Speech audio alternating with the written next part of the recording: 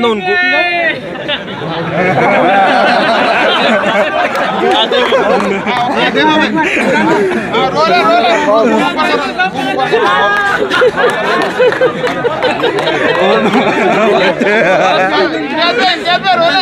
चलिए, तमाम अटकलों के बाद आज आखिरकार घोषणा हुई गई आपके नाम से पूर्व विधानसभा से, क्या कहेंगे? जी अल्हम्दुलिल्लाह, मैं मेरे क़ायद बैरिस्टर असदुद्दीन अवैसी साहब का तहे दिल से शुक्रिया अदा करता हूँ कि उन्होंने एक बार फिर से मुझ पर यकीन जताया और उन्होंने आज ये ऐलान किया है कि औरंगाबाद ईस्ट से मैं विधानसभा का इलेक्शन लड़ूंगा।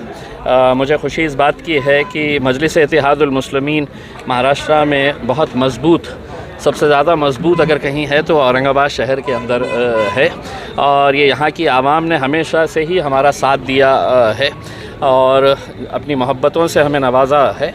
अब इस बार का इलेक्शन भी मुझे पूरा यकीन है कि हमारे जितने भी कैंडिडेट्स जो खड़े रहेंगे वो इंशाल्लाह ज़रूर कामयाब होंगे और लोग अपनी दुआओं से हमें नवाजेंगे। बीजेपी से ओबीसी है, कांग्रेस से मराठा उम्मीदवार है, आप मुस्लिम समाज से है, ये सारे समाज को जोड़ने का काम आप कैसा करेंगे पूरे?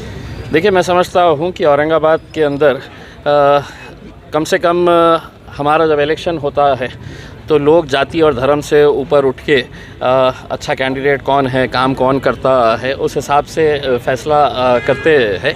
तो इलेक्शन है, कोई हारेगा कोई जीतेगा, उसमें यकीनन सब अपने अपने पॉलिटिकल पार्टी से खड़े हुए हैं, हम भी खड़े हैं इंशाल्लाह। क्या आपके जिगरी दोस्तों को आप मैसेज देंगे जो आपके उम्मीदवारी जाहिर होने का इंतज़ार कर रहे थे? देखिए, ये मैंने ये कहा है कि मजलिस इत्तेहादुल मुस्लिमीन के नाम में ही एक इत्तेहाद शब्द है और यकीनन जब किसी का कैंडिडेट डिक्लेयर होता है और दावेदार उतने ही मजबूत होते हैं, फ़ैसला किसी एक के हक़ में होता है, लेकिन यकीनन जितने भी लोग हैं वो पूरे ताकत के साथ मजलिस के साथ रहेंगे, जुड़ेंगे और पूरी ताकत के साथ काम करेंगे। दूसरी पार्टी में जाने वाले लोगों से क्या कहेंगे? देखिए, हर आदमी को ये इख्तियार है कि कौन कहाँ जाना चाहता है, लेकिन मजलिस इत्तेहादुल मुस्लिमीन के अंदर मैं नहीं समझता हूँ कि ऐसा कुछ होने वाला है। ठीक है, मतलब ये पार्टी उसी वक्त आगे बढ़ सकती है, हमारी क़यादत उसी वक्त खड़े हो सकती है जब हम आमिर साहब को, हम हमारे क़ायद के फ़ैसलों के ऊपर हम सब ने लब्बैक कहना सीखे। उनका जो भी फ़ैसला है, अगर हम अपने क़ायद को ही नहीं मानेंगे तो ये पार्टी कभी बढ़ नहीं सकती है, हमारी क़यादत कभी खड़े नहीं हो सकती है। इसमें साहब ने फ़ैसला किया है, अल्हम्दुलिल्लाह मुझे यकीन है कि पूरी आवाम इसके ऊपर लब्बैक कह के आगे काम करेगी। मुस्लिम मराठा का मेल आपको देखिए, सिर्फ मुस्लिम मराठा ही नहीं है, और भी दूसरे जितने भी लोग हैं जिन्होंने मेरा काम देखा है विधानसभा के अंदर, जिन्होंने लोकसभा के अंदर मेरा काम देखा है, तो यकीनन वो लोग इस बात को सोचते हुए जो गलती लोकसभा के अंदर हुई थी उनसे, तो वो गलती नहीं दोहराएंगे और इस बार दोबारा मुझे विधानसभा के अंदर भेजेंगे इंशाअल्लाह। आवाम के लिए कुछ खास मैसेज देना चाहेंगे आप? देखिए, मैं आवाम को सिर्फ इतना कहना चाहूँगा कि हर आदमी को ये इख्तियार है कि वो अलग अलग पार्टी में रह सकता है।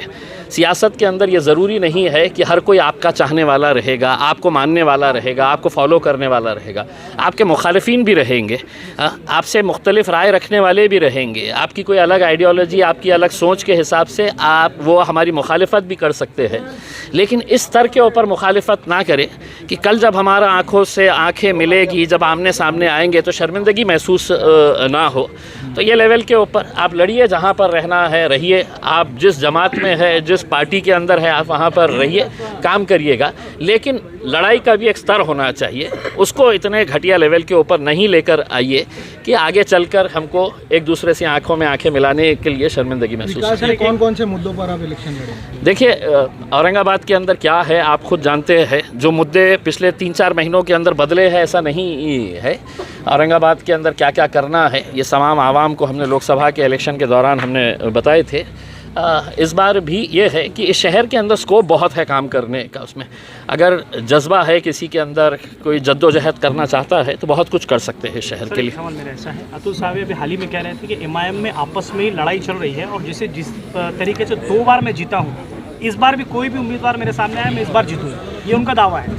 अतुल सावे को ये कहना कि हम दिखाने के लिए कुछ दिखाते हैं और करना है जो करते हैं करके, तो आपको दिख रहा होगा कि हम लड़ रहे हैं, अंदर से हम सब जुड़े हुए हैं। अच्छा, इसमें कांग्रेस की तरफ से आज एक उम्मीदवार मैदान में उतर चुके हैं और देखा जा रहा है कांग्रेस के अंदर भी कई नाराज़गी हो रही है। कई कांग्रेस के नेताओं का ये मानना है कि हम एमआईएम की तरफ अपना रुख कर लेंगे अगर हमको हमारे पार्टी में से किसी को टिकट नहीं दिया गया।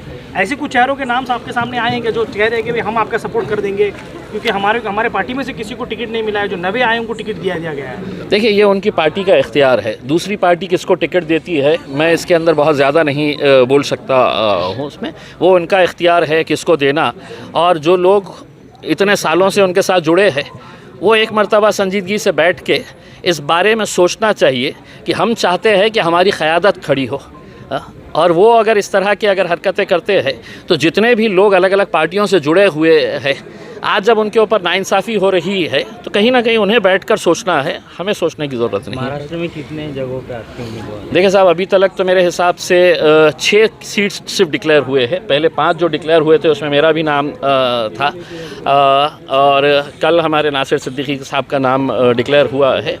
अभी बाकी के जितने भी उम्मीदवार हैं, हम समझते हैं कि 29 तारीख के दिन जो आखिरी दिन है, उस दिन है तो असद साहब डिक्लेयर करेंगे कि कितने सीटों के ऊपर लड़ना है।